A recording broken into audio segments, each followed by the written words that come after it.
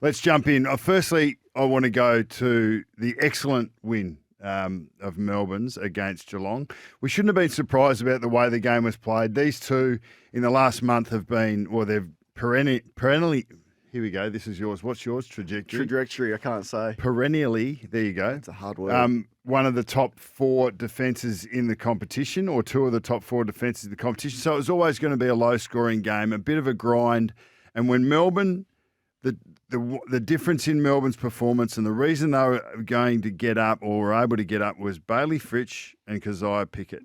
If these two guys are doing their best work in the front third for Melbourne, well, then Melbourne have got the ability to beat anyone in the comp because they've got a great midfield, they've got a great defence, they structure up really well as a team, and when those two boys are going to work in front of the ball, they're very dangerous. It helps when Harrison Petty turns himself into Wayne Carey as well. What a performance that was. From nothing. From like 1s and 2s out of 10s, and that's what we give coaches whacks when we think that they're stubborn, when we think that they and we'll get to Western Bulldogs and Bevo for you later on, but when you feel like you've got the right player but they haven't quite come along, sometimes it just takes an extra week or giving them the confidence and belief that, no, this is where you will play. There's no other options for you. We believe that you're the guy for us here. And Petty may or may not be that guy, but you're right. And he's so that you're right, and you are right, because Simon Goodwin needs credit for that, because he looked miles off it and very easy to go, okay, well, put him back or do something different, but he persisted, and his ability to mark the footy down the line he was just launching 4 contested marks, kicked a goal. So that's a big bonus so they can win at Melbourne. Like, I know it's early days, but we make these judgment calls. No, I think the basis of their game is really strong. They defensively, they're going to be hard to score against. And when May and Lever, their intercept game is up and running, they've got high forwards that put good pressure on. They've got a midfield that are going to give them field position. So all of those things add up. And they've got the best ruckman in the competition in Max Gawn. So that's who's not just great in clearance, he's great around the ground with his aerial presence. So the forward third has always been the question for Melbourne. You know, it's been Petrarca go down there or bust. But when Fritsch is up and going, if Pickett's up and going, he makes a big difference. So I think they're definitely in the mix. And for the Geelong supporters out there, yep, Jeremy Cameron kicked straight, you win that game. And they've been top 2 for accuracy, and their opposition in the first 7 rounds were bottom 2 for accuracy, which begs the question that, you know, like Collingwood for the last couple of years, those close games, they give their opposition a look, but yeah, Geelong, very solid. I liked how they're going about it as well. 13 forward, 50 tackles to 2 Melbourne's way in that game. Speaks to their pressure. What about this young saint? Yeah, number 2 for me is Darcy Wilson, and a particular incident that happened when he and George Wardlaw ran into one another on the half-forward flank for St Kilda, and the interplay between the doctor looking to bring Wilson off and the runner coming out from the message from the coach's box to send him deep for a little bit of 30 seconds of breather, but to keep him out there, and this was Ross after the game. I loved it. I was watching it, I'm thinking, okay, the coach and the coaching group have lost a lot of the levers that they would normally pull under this idea of, you know, wrapping players in cotton wool. And it's been around concussion, and there would have been a concussive effect in that knock, both to Wardlaw and to Wilson. But Wilson was best on ground at that point. He ended up with 22 touches, kicked 3 goals too. He's on McKercher, mind you, and I reckon their tactics on a high position. McKercher had 30 and played pretty well, but Wilson ran him all the way up and then ran him as the deepest and then hit back up on him and exposed McKercher's defensively. So I thought that was a great tactic. But I love the kid. He's going to be a gun. He runs hard. He's got aerial. He makes good decisions. He's got great game awareness. Just played his 8th game of football. Can he win the Rising Star? Oh, it's difficult because you vote on it. Yeah, well, we're both in it. I think that, well, he's been nominated, so that definitely puts him in the hunt. I think his first 8 weeks have been as rounded as any. Agree. and that's, with Harley Reid included in there. I think Dempsey's been excellent. There's going to be some. Well, competition Harley's going to for have that. your big highlights and big talking point. He's going to attract a lot of attention, and he's going to have some match-winning moments. But you think this kid's going to do it consistently across the course of the year? Well, he continues to show added attributes to it, and obviously that will look after itself over the course of time with the rising star. But I loved when the doctor was coming off, and clearly, as Ross said, the doctor had said he's fine. Like it's not, so it's not a concussive. And then you go, well, what's the doctor? Why? What is the doing? doctor? And in the end, okay, so. This is the coach, and I think Ross would love this opportunity. As he said, I set the culture. We set the culture. We want to reward our players and we want to give them tough love, to show them and to stretch them, to find out what their capacity and capabilities are, not to work within the parameters that they came into the club with, but to stretch them and to find out how good they can be. And I think Ross has done that as well as any. It's the coach's prerogative. And to have a player who's slightly wounded but having to find his way through that for a period, I don't think that that's a bad thing for a player to have to encounter and to work through. He didn't touch the ball for the rest of the game, mind you. Well, he went deep forward. Yeah, and the game did change a little bit. No, he came back up eventually, but even that response will be instructive and he'll learn something from that. And I think that's good coaching. Point three? Point three for me was, I reckon I'm going to speak about Collingwood, so if anyone there feels like I talk about them too much, switch off now. I don't think you need to get defensive when you speak about Collingwood. I know, but I think the game was awesome. I loved the game. Nick Dacos was huge. His matchup with Sam Walsh, and they matched up for some of it, but obviously right at the end there. It was a significant part of the game. Great young players that are taking the game to another level, and Nick was the one that ended up getting it done.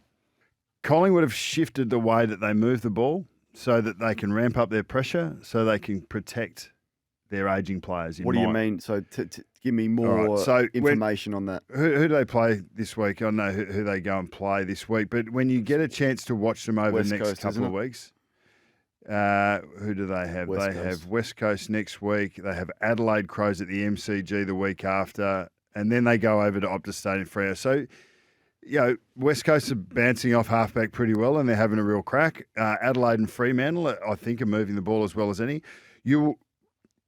If you watch carefully on the Friday night, Collingwood, they don't want to move the ball too quick. They don't want the game to become ping-pong footy. They don't want high transition. I reckon they're moving away from having to run up and back and expose their defence because they're not connecting quite as well with their forwards. And I've got no doubt that they are understanding that Pendlebury, Howe, Sidebottom, and a couple of young guys that are coming in at the bottom end, those guys haven't got the legs that they used to have, but they've still got great game awareness, and the young blokes have still got some sharpness and speed and real competitiveness. So, okay, what do you need to do? You need to bring the game back so it's not played at the extremities in terms of like high work rate, high transition, and you want to bring it back more in control. There's a couple of ways you can do that, and the best way to control it is with your ball use. We saw Brisbane control Gold Coast with their ball use in the back half, had 133 uncontested marks. We'll get to that. But Collingwood were able to control the high transition or the transition element of the game by shifting the ball, by building it up slowly, and then going into congestion where they could set up their front half turnover game. They've allowed the least turnovers in the last month, and they've been scored against. They're a top four turnover defence again. That wasn't true of them in the first month. It's true of them in the last month since they've made this shift, and their pressure's gone through the roof as a result. Terrific insight there from Bucks on Collingwood's changes to their ball movement. What about point four? Point four is Hawthorn. What a great win by them. I'm sure the Hawthorn supporters are enjoying it. We won't, as I said, we'll leave the Bulldogs to you at the end of this. Both of us. Yeah, well, I'm happy to have a chat about it, but it is your baby. The word vendetta did come to mind. But I'm a big Western Bulldogs guy.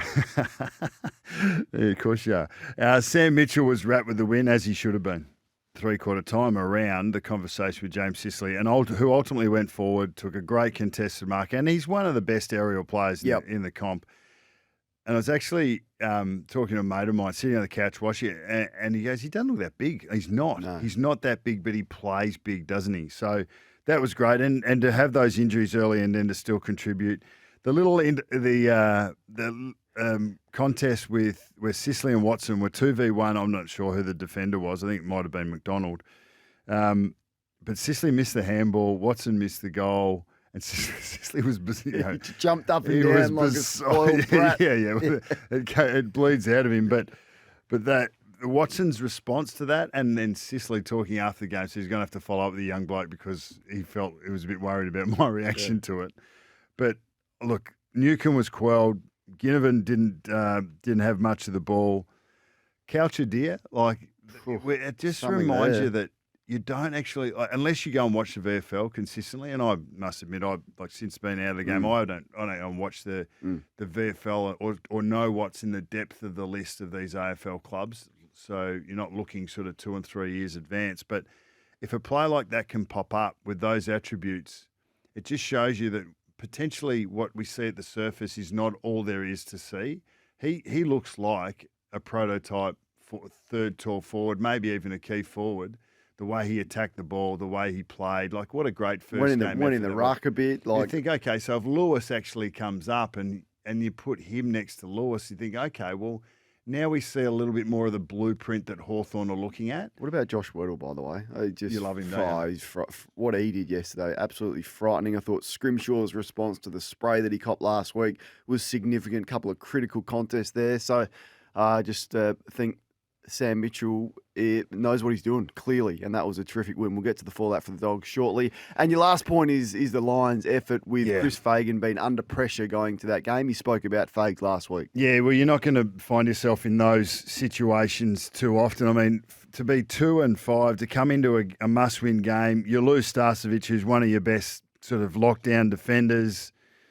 You lose McCarthy soon after to a knee. You lose Answorth, you get kneed in the head, and then Gardner, all before you get to quarter time. You've got a kid who's already run 13 Ks in the VFL, who's now in rotations and one of 20 that's left to do the job. But they jumped into the game early. They put a gap in the game. And if you're the coach of that team in that situation at that moment, you couldn't be happier. It wasn't just their effort from the players, it was the tactics that unpacked Gold Coast. Gold Coast are a really hard man-on-man side, and Damien Hardwick mentioned it in his presser after, that we couldn't get a front-half game going. They go man-on-man to prevent uncontested marks so they can turn the ball over and then bounce back. Brisbane took 133 uncontested marks, the most for the round. Gold Coast have allowed the least, they've been in the bottom 4 for allowing uncontested marks, and that's double what they've been averaging for the year. So they got absolutely smashed. Brisbane went to school. They had a plan, and even on a wet night, slippery night, they moved them around. They pulled them apart, and all you need in a man-on-man defence is one lazy player or one player who's not switched on. That's why man-on-man defence has gone the way of the dodo, but it's coming back a little bit. But on a long enough timeline, I think ball use, strategy, and the skill of players in modern day, you actually can move your way through man-on-man defence. But a great one for Brisbane to have taken the chocolates in amongst the trauma that they're going to have in the players that they've lost in the process. Yeah, and the fallout for the Dogs will probably be nothing. They'll probably move on, and there'll be nothing to see here. And look, I've had my say about the Western Bulldogs, been on record for the last 18 months about where they're at and their game style, their inability to stop momentum, their lack of any defensive accountability, and the fact that they are wasting one of the AFL's best lists. And when we see performances like that against a team that they should absolutely destroy, and we saw the first 5 minutes of that game, you think this is going to be a 10-goal win. It doesn't eventuate. So, I don't know. Just the one thing I can't cop is the continuous downplaying expectations. Because you don't get in Caulfield and Harms and Sanders and trade away your first pick in this year's draft if you think you're in a rebuilding phase. But I listen to Luke Beveridge, and the way that he talks, it's like a rebuilding coach. I'm like, You got Treloar, you got Dale, you got Bontempelli, you got Libba, you got Norton, you got Darcy, you got Ugle-Hagan. Like no team has as many weapons as the Western Bulldogs, yet they front up and play against a team on average that is 2 years younger and lose the unlosable game under a roof at Marble with those weapons in your forward line and those weapons in your midfield. Didn't even mention the All-Australian ruckman, Tim English. I can't cop it, Bucks. Why is there no expectation from Luke Beveridge and the Western Bulldogs that they actually have enough weapons in this side if they had a game plan and if the players were able to execute that could be winning finals and playing off in prelim finals? I don't get it. And yeah, continually does my head in. Well, what we see is a gap between their best footy and their worst, don't we? And that is.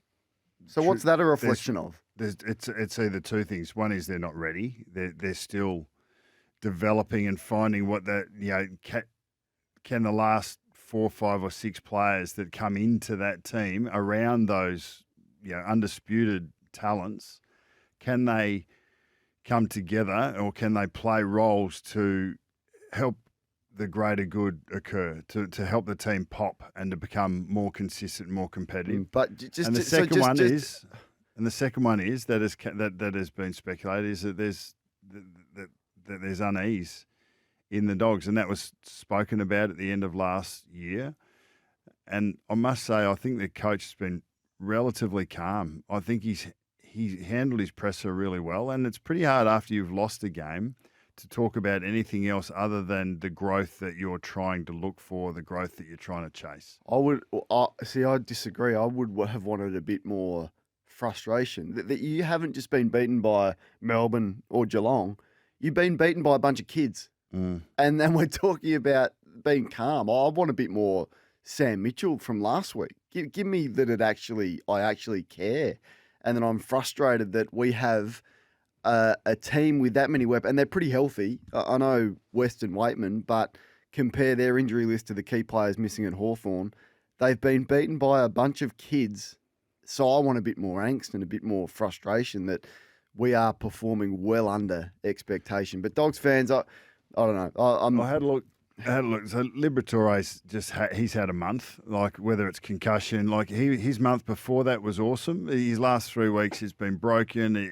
He just has no continuity, and when his impact is taken away, I think that has a significant carry-on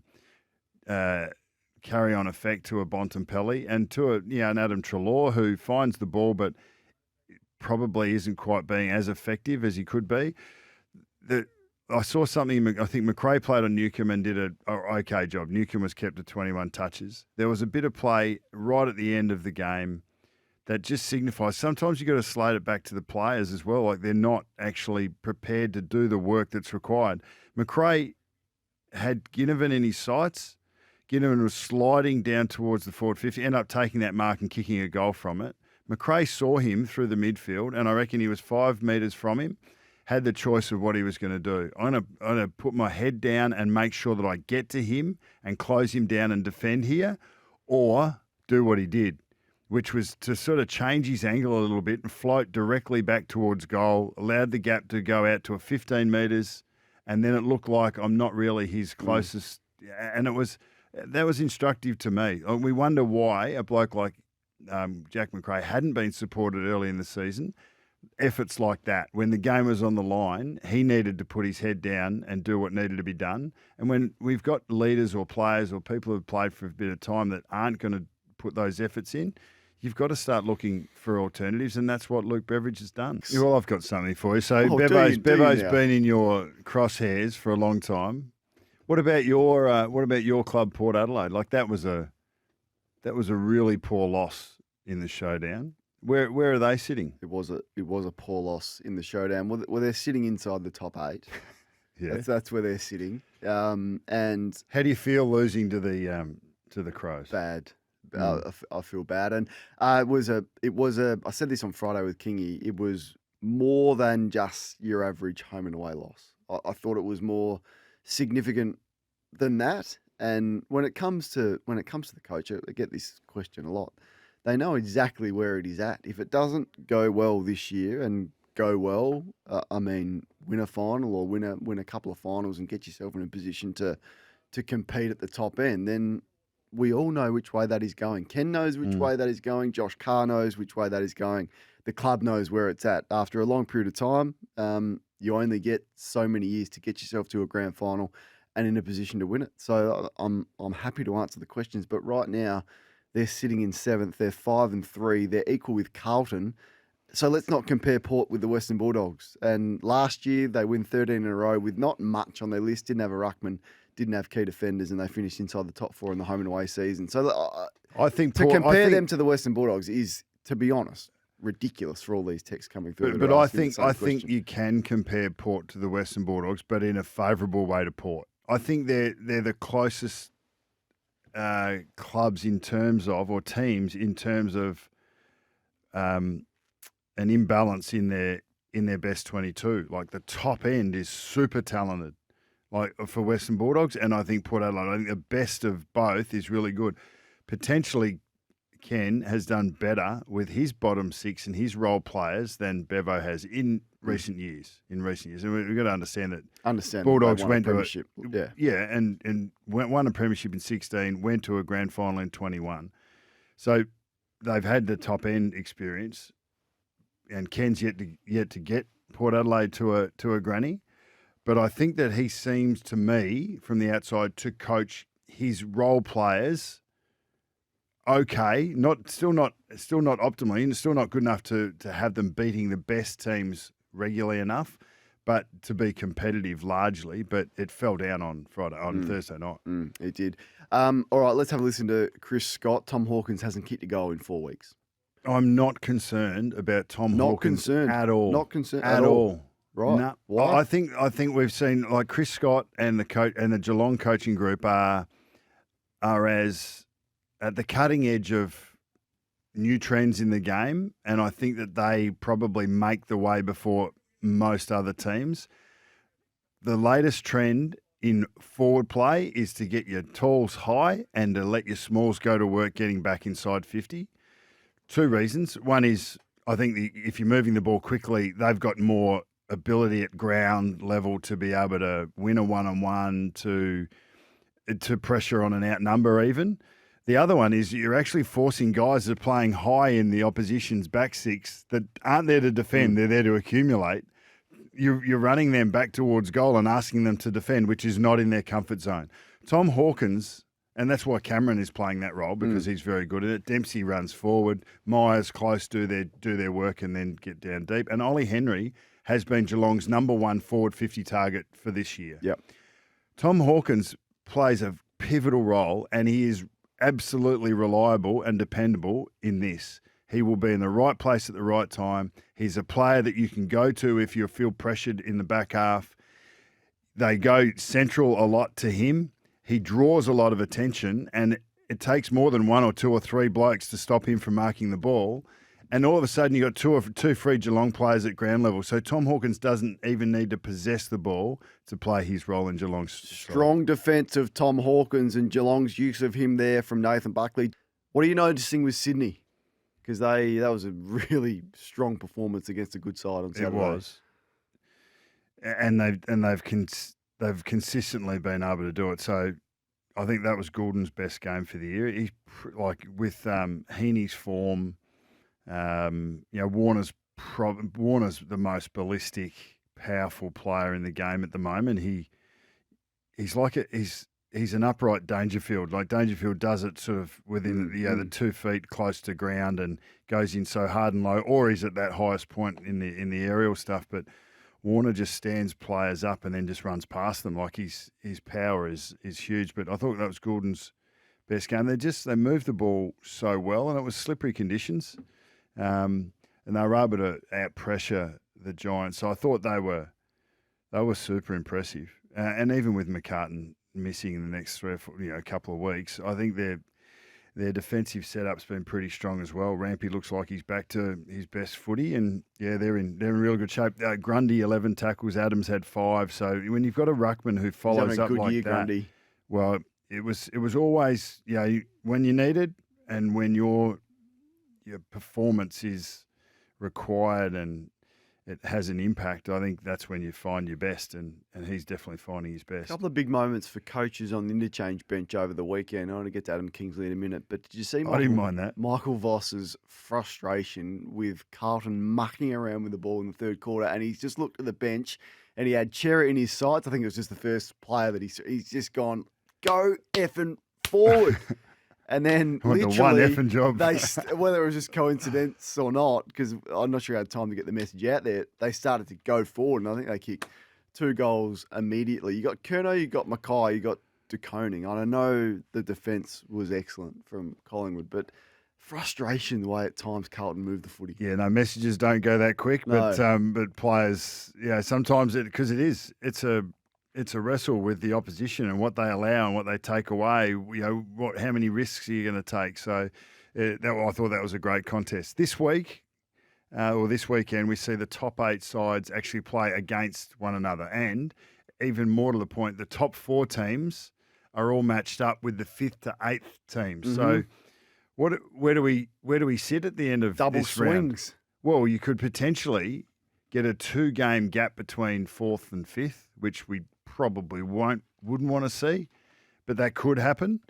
But it brings the sides that are 9th to 12th, sort of 13th. So say Collingwood, Gold Coast, Adelaide, Fremantle, Western Bulldogs even. It brings them back in to try and bridge that gap a little bit as well. So we could get some congestion through the middle of the ladder after this weekend. Yep, great round of footy. The Blues and Melbourne, of course, Geelong and Port Adelaide, Fremantle, and Sydney. It's the 6th time it's happened since 1994, since the modern, the top 8 or the final 8 has been in place. Look at you go. Hey, before the season started, you and I had some nominees for who might be a breakout player of the year. So I thought we might revisit that and keep ourselves accountable. Oh, well, if you're bringing it up, it must be good for you. No, it's good for you. It's good for you. You had Sam Durham from Essendon as a potential breakout player. I'll give that a big tick. Kitty Coleman, well, that's just neutral, even though I thought he'd probably broken out already. You did make that point before the time you'd mentioned that. And Hayden Young, you had as well. Yeah, I mean, he probably and he'd played. I think he played 55 games at that point as a halfback. Played 2 or 3 as a midfielder. Just waiting for that sound. Miles, we'll give that. Miles Bergman, you had him as Bergman. What's in between a ding and a bum? He's been okay. Namby-pamby.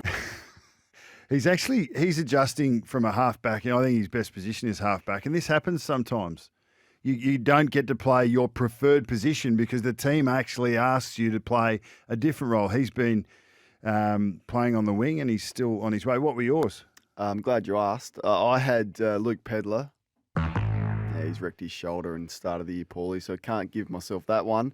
Mac Andrew, Coxie, absolutely, and Ollie Henry. That's a massive tick. Double tick, Coxie. But that was probably in the Hayden Young class of... Oh, okay. He's 21. I think Durham's probably the double tick out of that, all right, to be honest. Bucks anyway, is claim I'm taking the credit. Been a little bit of talk about the umpiring in that game. Richmond fans not happy at all. But in the end, Fremantle kick 100 points, which is always good with them. They had nearly 60 entries, 59 entries, stack of the footy, 400 plus disposals, and they counted for Richmond as you would have expected to, but plus 20 in the clearances for Freo yesterday. Yeah, there was actually it's 4 games where there was a plus 20 differential in inside 50s. Collingwood over Carlton, Freo over Richmond, St Kilda over North, and Sydney over GWS, which is effing forward. And they did. 4 of those teams did. But I think Fremantle will be really happy to get on the MCG and to be able to perform like that against anyone.